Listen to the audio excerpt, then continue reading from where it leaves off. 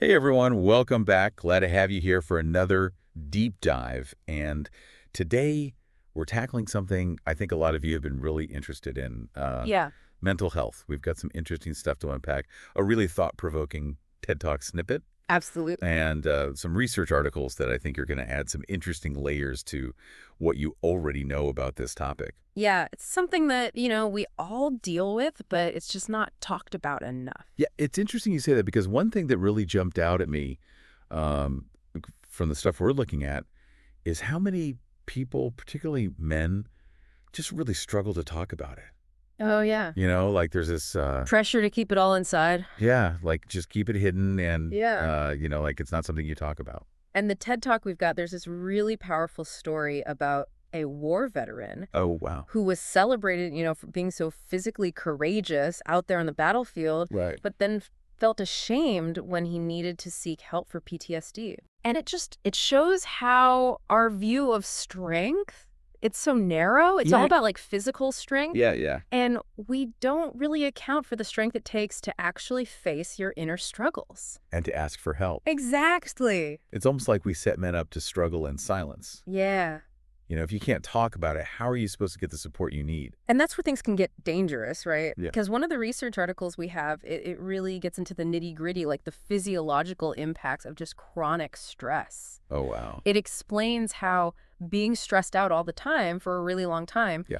it can actually mess with your physical health too. Oh, wow. Like you can have problems with your heart. Mm-hmm. Your immune system can get weaker. So, it's like it's not Can't just get in your head. yeah, it's not all in your head. It can really manifest in ways that affect your whole body. So mental and physical health are really intertwined. Yeah, they're totally connected. So how do we start to unpack this stigma, especially for men? Well, I think a lot of it comes down to the expectations that we put on men from when they're Yeah. really young. Right, from childhood. Yeah, like think about it. How many times have you heard boys don't cry? Oh, all the time. Man up. Yep. It seems harmless enough, but But not. it's not. It creates this idea that if you're vulnerable, You're weak. exactly. And that makes it so hard for men to ask for help when they really need it. It's like you're not supposed to show any weakness. Right. But the TED Talk makes the argument that seeking help is actually a sign of strength.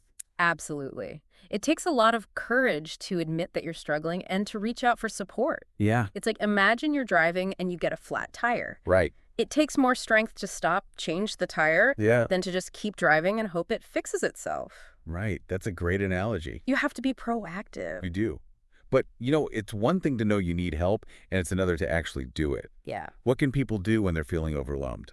Well, one of the research articles talked about how important self-care is. Oh, interesting. It can be simple things like practicing mindfulness, spending time outside, Yeah, just getting out in nature. or even just doing something you enjoy, a hobby, something that gets you into a flow state. Yeah. And that can have such a positive impact on how you feel mentally. It's like having a toolkit Exactly. full of things that can help you cope. Yeah, like mental health maintenance. I like that, mental health maintenance. It's just as important as taking care of your physical health. Right. But what about when those things aren't enough and you need more? If you need professional help, there's no shame in that. Okay. Therapists, counselors, support groups, Mm-hmm. they can all provide a safe space for you to work through whatever's going on.